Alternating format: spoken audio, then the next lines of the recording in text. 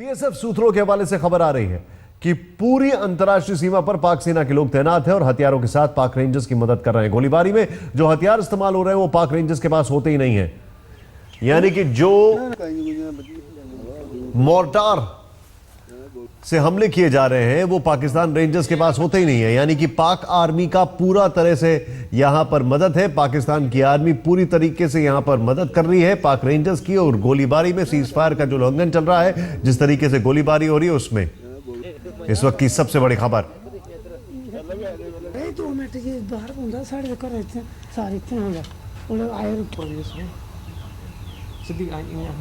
इस बीच एक और खबर यह है कि विरोध पत्र पाकिस्तान ने ठुकरा दिया है, लेकिन यह भी आपको बता दें कि भारत की तरफ से सीधे सीधे कहा गया है कि हम अपनी तरफ से कोई कार्रवाई करेंगे नहीं, लेकिन अगर वहां से गोली आती है तो गोली का जवाब गोली से दिया जाएगा और तगड़ा जवाब दिया जाएगा।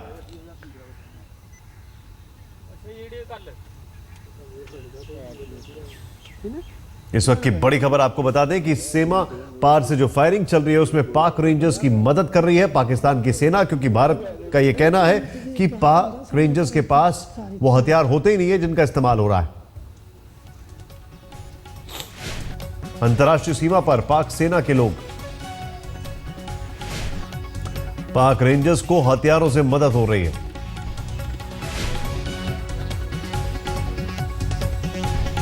हैवी मशीन गन्स और जो मोर्टार से बमबारी चल रही है वो पाक रेंजर्स के पास होता ही नहीं है। बीएसएफ सूत्रों के हवाले से खबर।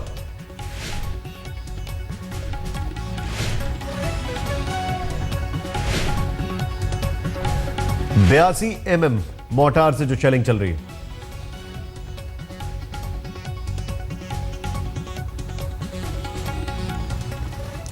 सरहद पर पाकिस्तान की सीनाजोरी का हर दिन खुलासा हो रहा है।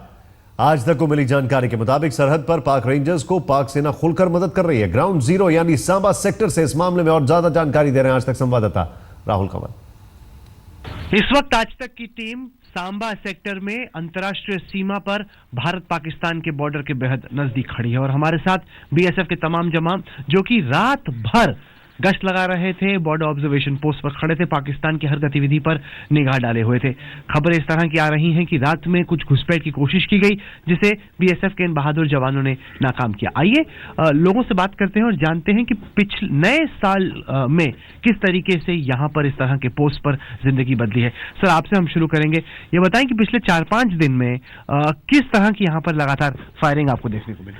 जैसे नया साल चालू हुआ है तब से देखा जा रहा है कि ये लगातार इन्फिल्ट्रेशन की कोशिश कर रहे हैं ताकि किसी प्रकार की बड़ी घटना को अंजाम दिया जा सके, जिसे हमारे मुस्तैद जवान नाकाम करते जा रहे हैं। इसके अलावा इस इन्फिल्ट्रेशन करने के लिए इन्होंने मोटर सेल तक दागे गए हैं, जिसे हम रिटेलिएट कर रहे हैं। जी, क्या आपको ये लग रहा है कि वहां पर पाकिस्तानी रेंजर्स तैनात हैं, जो कि जैसे बीएसएफ है, एक पैरामिलिट्री फोर्स है, लेकिन जो एहसास हो रहा है वो शायद ये कि इस पैरामिलिट्री फोर्स में अब आर्मी के एलिमेंट्स भी आके जुड़ गए हैं, जो कि स्नाइपर फायर कर रहे हैं, हेवी वेपन्स का इस्तेमाल। हाँ, सही है, ये बात सही है, क्योंकि पाक रेंजर्स के पास इतने हेवी वेपन नहीं है। जैसे HMG वगैरह के उनके फायर आ रहे हैं, उससे तो यही प्रतीत होता है कि वहाँ की आर्मी फायर कर रही है। आपको लग रहा है कि आर्मी फायर कर रही है? आखिरकार आपके हिसाब से, आप यहाँ पर मुस्तैद हैं, आपके हिसाब से पाकिस्तान ने अपनी टैक्टिक्स इस तरीके से क्यों चेंज की?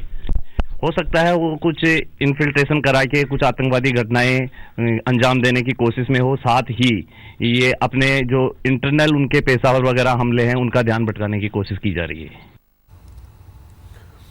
बड़ी खबर यह है कि पाकिस्तान की सेना जो है अब वो आगे आ चुकी है, फ्रंट पर आ चुकी है। यह कहा जाए तो गलत नहीं होगा। क्यों? क्योंकि पाकिस्तान की सेना पूरी मदद कर रही है पाक रेंजर्स की जो गोलीबारी चल रही है, क्योंकि हैवी मशीन गन और 82 mm के जो मोर्टार से शेलिंग चल रही है उसमें पाक सेना का ही हाथ हो सकता है। यह हथियार पाक रेंजर्स के पास ही नहीं है।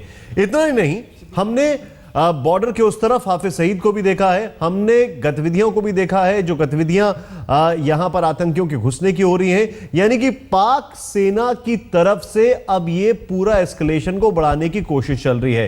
सीधे तौर पर अगर ये कहा जाए तो गलत नहीं होगा। यानी कि अब बॉर्डर पर पाक सेना साफ साफ दिखाई दे रही है और ये बीएसएफ का यह हमारा कहना है। आपके सामने हम जो तस्वीरें दिखा रहे हैं उन तस्वीरों में कुछ चीजें साफ हो जाती हैं। जो मोर्टार्स का इस्तेमाल हो रहा है, जो गोलीबारी का इस्तेमाल हो रहा है, वो पाक रेंजर्स की क्षमता के ऊपर है।